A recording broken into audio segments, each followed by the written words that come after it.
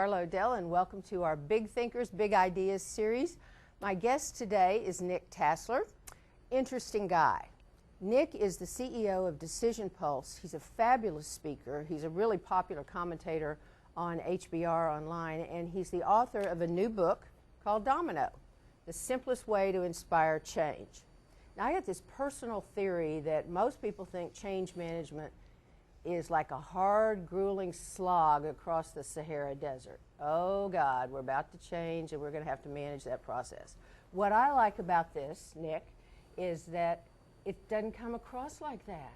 It's a whole lot more interesting and a whole lot more fun and a whole lot more possible for me to imagine that I could actually make something happen no matter where I am in the organization.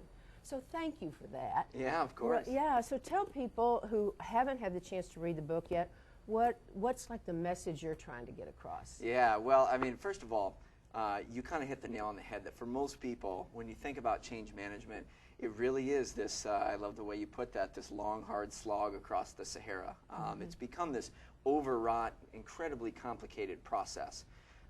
And so what I was observing in leading up to the book and some of our research and some of our work with clients was it doesn't really have to be that complicated, right? There are certain cases that require more efforts, but really it can be simpler. And so I guess maybe there's 2 points that I want to make with the book. And one is that there is a simpler way to inspire change. And that simpler way is to focus on making decisions, right? And so kind of my pat line is that change happens when decisions happen. It really is that simple. Change stalls when decisions don't happen. And so often, change management is hard because we're focusing on the process and the plan and the timelines, but we're not making decisions. And if you want to simplify it, start making decisions. All right, so there's a 3-part process that you talk about in here. Take us through it, and I'll interrupt you frequently with questions. I appreciate that. Yeah.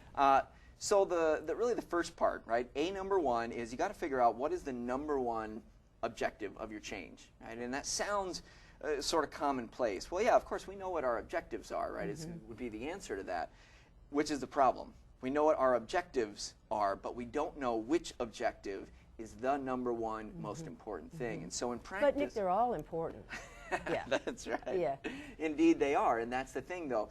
In order to actually get somewhere, right, and to stop our team from moving in circles and to break down the silos and the barriers between the different organizations that the process runs through, we have to get clear on a unifying objective, a unifying motivation. So there's examples of, you want a process that's simple and that's efficient and that's cost effective and collaborative and all these other things, but the problem is sometimes the simple process for a customer is not the efficient process for us behind the scenes. So when those 2 things go head to head, what's the trade-off? Which one wins? And usually we gloss right over that. And we don't make that decision ahead of time as the change agents, and that's where we run into problems. That's when people start doing their own thing. They start resisting change because we haven't clarified what the change really is. Yeah. You had a great example about how to make that change stand out for people. What is in fact different here? And it has that element of surprise in it. Can you say something about that? I really liked that. Yeah, so in recent years, psychologists have really demystified the phenomenon of inspiration, right? And so we tend to think of inspiration as kind of this magical thing that happens when exactly... After a good night's sleep. After, right. After we watch a charismatic speech or we hear a brilliant leader lay out a bold vision, right? And those things can inspire, but there's also a much simpler way to inspire. A simple act, unexpected, surprising decision, even a small one, can create the same kind of inspiration that a bold, charismatic speech or great vision can do, right? And that's because the way our brains make sense of information, right? We piece together these different puzzles about how the world works. And if we can somehow make a decision that disrupts that puzzle by doing something unexpected, all of a sudden, it inspires people to see new possibilities and think differently. The way I interpreted that was that we've got this, you used the word puzzle, but we got this mental image of how the world is supposed to be. And when that Many mental images. And when that gets disrupted, it's like, oh, well, they chose to think about it differently. Well, maybe I could think about it differently. Yeah. And it opens up possibilities of thinking differently. And to me, that was the action end of inspiration. Absolutely, right? Inspired to do something. To do something differently. And you know, the cool thing about it is the way our brain is wired, we're set up to become better at doing that. So sometimes it's almost spontaneous and subconscious the way this inspiration happens. So we see somebody doing something different, unexpected. Part of it is, yes, we see, oh, maybe there are new possibilities, maybe I could do something. And part of it is really subconsciously, we just automatically start detecting new patterns in our environment, new possibilities, and we're not even always consciously aware of it. And that's the cool part about it. Share that example that you shared with us about somebody just changing the focus of the customer focus. Yeah. So there's a couple different examples, but two of my favorites are in one of our field studies that we did, there was an IT manager, just a middle manager in the organization, in response to an organizational change to be more customer driven, right? This is coming from on high. We want to be more customer focused. Well, most IT guys would look at that and say, well, that doesn't have anything to do with me. I'm the IT guy. And the HR people will say, well, I'm not customer focused, right? Y'all let me know when that's done. Yeah, exactly. Right. I work with the employees, not the customers, right? It's fine. I'm on board with that. That's right. You guys go get it, right? And so what this IT guy did was say, okay, one impact I could have is our customer portal right now, our web portal, I could reduce a couple layers of data security in order to make it less cumbersome and less laborious for customers, right? Reduce data security? Exactly, which is, you know, that can make you persona non grata in the IT community. But he did it, and all of a sudden, when people heard that he did that, just for customers' experience, something clicked in their brains. And they all started thinking, well, wait a second.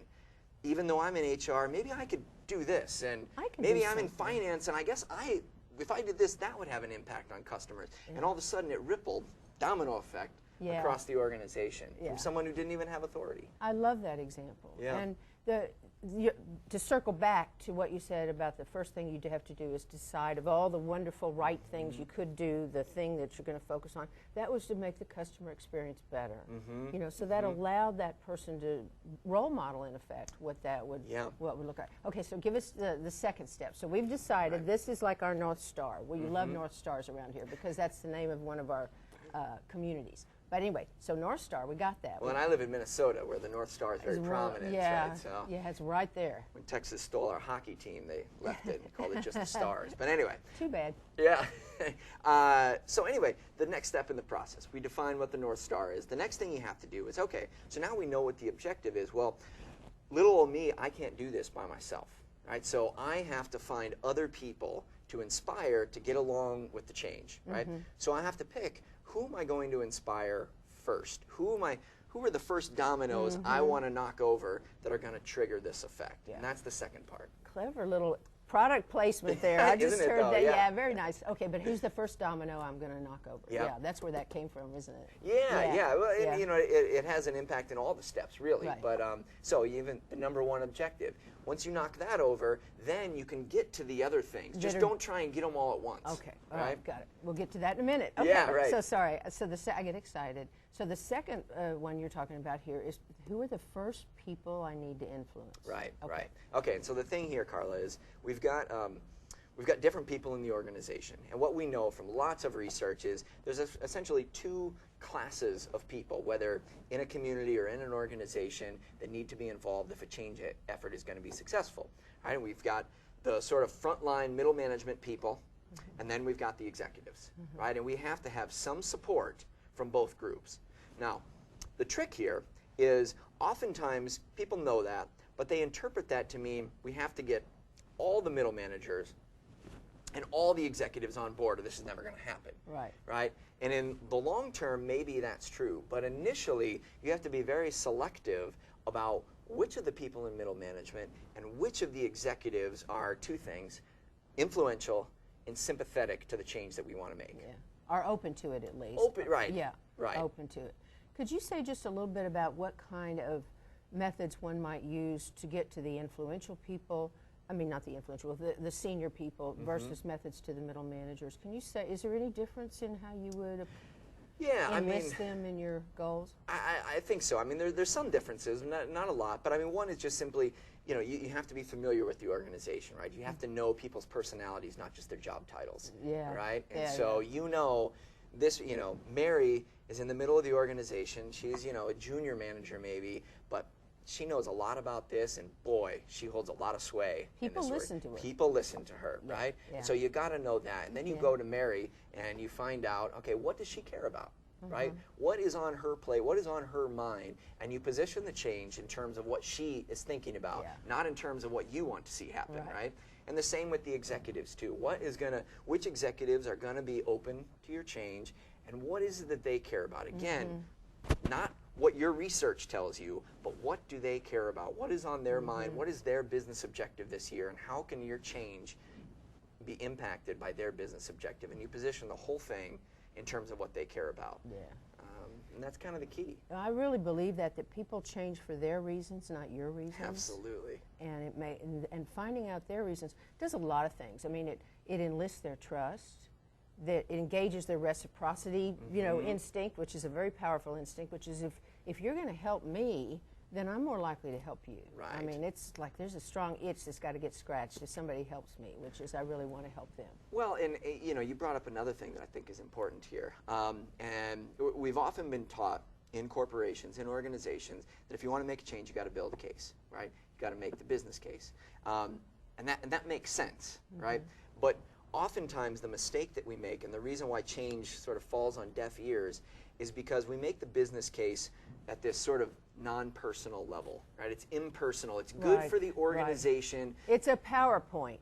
Right. It's a PowerPoint. And well, our sales are here, and our and our et cetera. And in theory, right, if we were all robots, we would all just want to be do the most rational thing for the organization. Yeah. But we're human beings, right? And you have interests, and I have interests, and they're not always the exact same thing as the organizations. And so you have to get personal with people. Yeah, it's not just interests, it's past experiences, which which very good inform point. today's world, like, that didn't work once before, or that ended badly. Right. Yeah, that ended badly. Don't want to do that again. Right. But you have to know your audience. I mean, that's a trite, but it's really true. Absolutely. So we got 2 of the 3. So the third one, so the first one was that we're going to decide. The second one is that we're going to figure out who we're going to influence first. And the third is? The third is what I call just simply deciding on your wait list. Okay.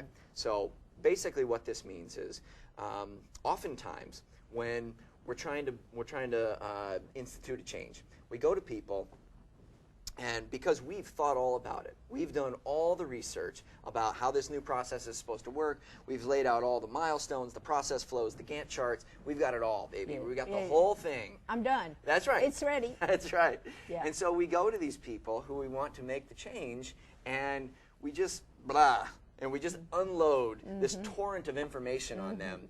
And so they quite naturally, even if they would normally be open to the change, they either tune us out, they get frustrated, they get overwhelmed, and we've put up our first roadblock because we did that, because we gave them too much information about the change, right? And the trick here is a lot of times it comes from a good place because we want to be transparent, right? And we want to bring them along, and we don't want to hide anything from them. Right.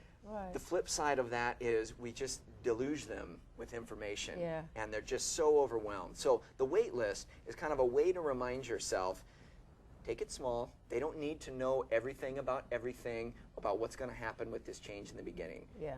Give them a couple high points and sit down with them and say, where do you want to start? What's a couple of these things you feel like you could do in the next 30 days, the next 90 days? And let me help you with that. Yeah, let me help you with that. I really think that's the key, that you help people and they'll help you in return. They know that you have their interests at heart. Right. So I think it's really true.